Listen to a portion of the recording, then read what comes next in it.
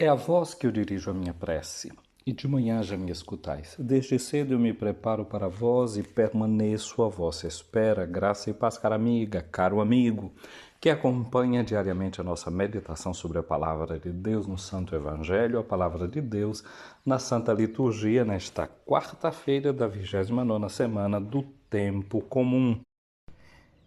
Você já sabe, eu sou o Padre José Raimundo dos Santos, sou da Diocese de Amargosa, na Bahia. Essa diocese que está esperando a chegada daquele que vem nos pastorear. É uma diocese que tem à sua frente, como todas as igrejas, o próprio Senhor Jesus Cristo, que é o seu pastor, que é o seu guia, e assim ela espera aquele que há de chegar para pastorear, para guiar o seu povo. É um tempo que a gente aproveita para recordar isso, que realmente o nosso pastor é o Senhor Jesus.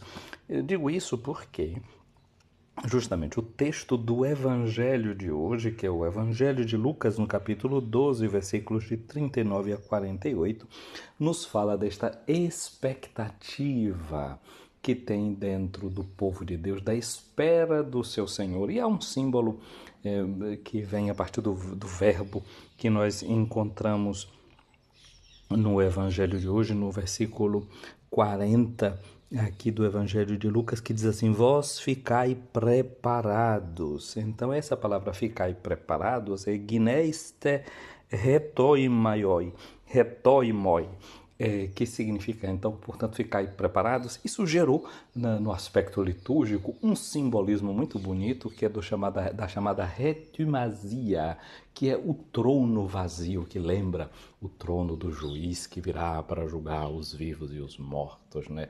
Que lembra a cadeira daquele que guia, que é o professor, que é mestre. E assim nós, na nossa diocese, chegamos à nossa igreja catedral, que é a igreja onde está a cátedra, a cadeira do bispo, e vemos que aquele lugar está vazio e nós temos a expectativa. Então, nós hoje rezamos, pedimos a Deus, ainda com muito mais intensidade, que lembre-se de nós, que estamos à sua espera, mas que continuamos sempre guiados por Ele, Jesus, o bom pastor da sua igreja. Ontem nós não lemos a leitura prevista para o tempo comum, porque celebramos a festa de São Lucas, e ontem nós deveríamos ter lido, se tivéssemos feito a leitura corrente, o Evangelho de Lucas, no capítulo 12, versículos de 35 a 38, onde Jesus diz para os discípulos que os seus rins devem estar preparados, que as lâmpadas devem estar acesas, uma clara evocação daquela bela noite em que o povo de Israel saiu do Egito, portanto, recordando o êxodo.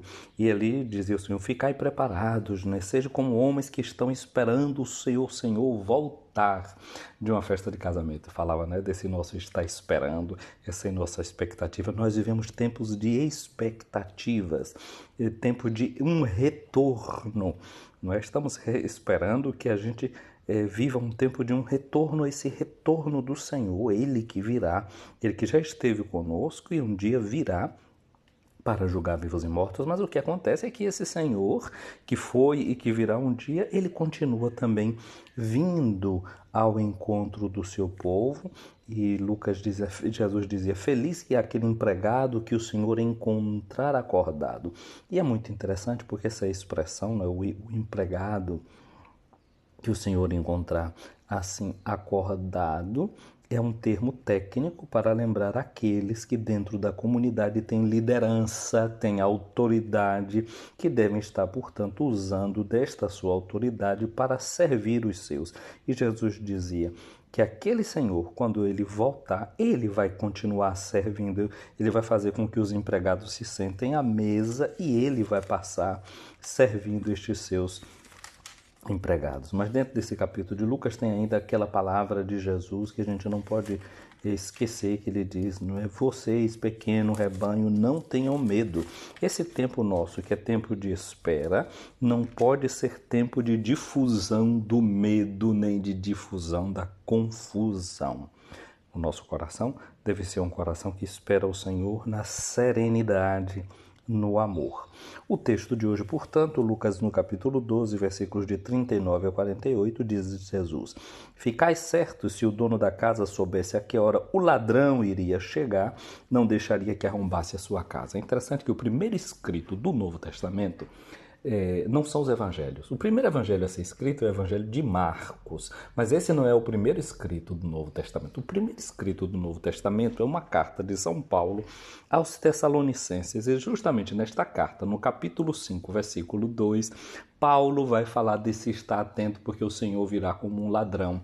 Essa imagem tem um grande sucesso, não é, já nessa primeira carta de Paulo, primeiro escrito do Novo Testamento, e aqui agora a gente volta e vê de novo essa própria palavra de Jesus, né, que virá como esse patrão que vai chegar no último momento para ele mesmo sentar-se, fazer com que os outros empregados se sentem e ele passa a servir. É o que vai acontecer, veremos no capítulo 22, Jesus de Lucas, Jesus dizendo que ele está no meio de nós como aquele que serve. Portanto, o serviço como uma linha é para nós. Então, essas surpresas do Senhor na nossa vida, que chega como um ladrão, devem nos encontrar sempre servindo os nossos irmãos. Depois a gente vai encontrar isso na segunda carta de Pedro 3:10, no próprio livro do Apocalipse 3:3, não é o ressuscitado dizendo que se a pessoa não observar essa palavra, ele vai chegar como um ladrão, ou seja, vai nos colher na surpresa. Às vezes a gente fica pensando que esse momento da volta de Jesus é o momento da nossa morte. Não é? E a morte não é esse momento que o Senhor vai chegar de surpresas. A morte, às vezes, já chega dando avisozinho, né?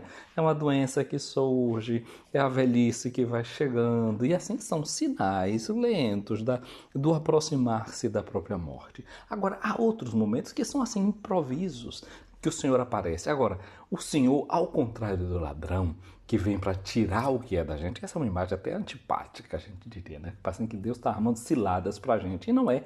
Se fosse assim, não seria evangelho. O que a gente está lendo é um evangelho, ou seja, é uma boa notícia. Então, se essa imagem é usada para dar uma boa notícia. A boa notícia é de que o Senhor chega. Agora, ele não chega, ele chega como um ladrão no improviso, mas ele não chega para tirar. O Senhor não tira nada de nós. O Senhor chega para acrescentar, para nos dar. E aí é o que a gente deve se perguntar, é o que é que a gente está amando. Mas Santo Agostinho dizia, olha, se você ama a terra, você vai ser terra. Se você ama a Deus, você vai ser Deus. Você vai pertencer àquilo que é do céu. E o Hugo de São Vítor, não é, que dizia, né, que o amor nos dá olhos, nos dá capacidade de ver, nos dá capacidade de enxergar. Então, essa atenção, esse estar preparado para perceber essa presença do Senhor que chega, que bate à nossa porta, nesses momentos em que a gente menos espera.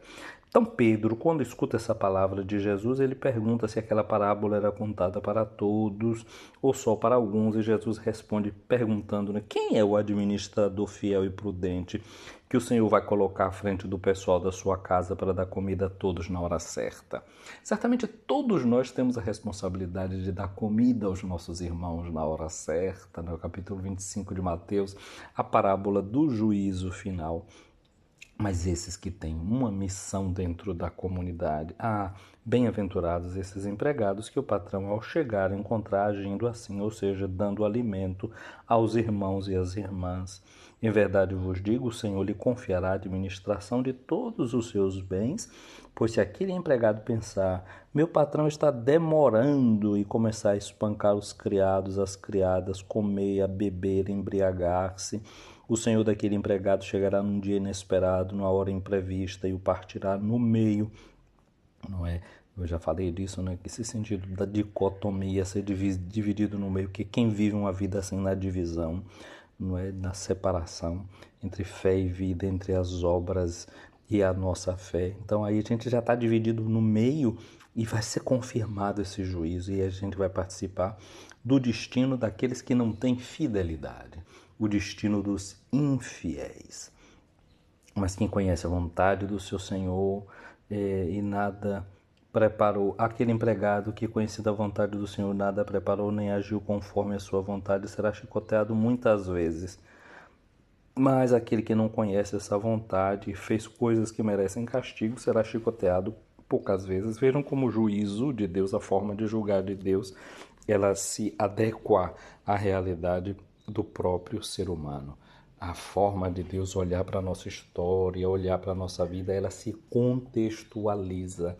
Não é uma regra e um princípio que se segue sem olhar a condição concreta do próprio ser humano. Assim é o nosso Deus. Ele vê a condição do ser humano, onde ele está, onde ele se situa. A quem muito foi dado, muito será pedido. A quem muito foi confiado, muito será exigido. Quem é o servo fiel e prudente? Servo fiel e prudente é todo aquele, como eu já dizia, né, que tem essa missão de um serviço dos irmãos aos irmãos, às irmãs. Mas, gente, hoje é quarta-feira. E eu sempre gosto de olhar nas quartas-feiras também para a figura de São José, essa devoção popular que a gente tem. E essa palavra do Evangelho é aplicada a José. Não é? Na missa votiva de São José, justamente começa com essa frase do Evangelho: quem é o servo fiel e prudente a quem o Senhor confiou a administração de sua casa? E aí a gente usa essa palavra para pensar na intercessão de São José, que aqui na terra, a ele Deus confiou a casa de Nazaré, Jesus e Maria. Mas ele também no céu continua premurosamente o seu serviço de intercessão por nós. A gente costuma no Pai Nosso dizer, né? Seja feita a vossa vontade assim na terra como no céu. Interessante, São José é esse que cuidou aqui na terra da casa que lhe foi confiada e continua cuidando desta casa, que somos nós todos, lá do céu. Interessante como José, não é, na sua vida, no meio da noite. Eu lembro o servo fiel e prudente, se o Senhor chegar no meio da madrugada e o encontrar assim, fiel, servindo. Não foi o que aconteceu com São José? Que no meio da noite, o anjo no sonho lhe aparece e lhe pede: pega Maria, acolhe-a como tua esposa, depois pega a tua esposa e o menino, vai para o Egito porque estão querendo tirar a vida desse menino. Então José, que é esse homem fiel, que é esse homem prudente, para o qual não tem hora nem momento para ele querer realizar na sua vida a vontade, a ação de Deus. Peçamos ao Senhor que nos dê essa graça de imitar este santo querido. Minha amiga, meu amigo, rezemos, pedindo ao Senhor que sobre nós derrame a sua bênção, nos faça sempre atentos à palavra do seu Evangelho e nos dê essa alegria de acolher a boa nova do reino de Deus. Para mim e para você, eu peço a bênção de Deus nosso Senhor. Ouvi, Senhor, a minha oração, chegue até vós o meu clamor. Minha amiga, meu amigo, o Senhor esteja acima de ti para te proteger, à tua frente para te guiar, atrás de ti para te defender, do teu lado para te acompanhar, dentro de ti para te abençoar. Que a bênção de Deus Todo-Poderoso, Pai, Filho e Espírito Santo, desça sobre ti e permaneça para sempre. Amém.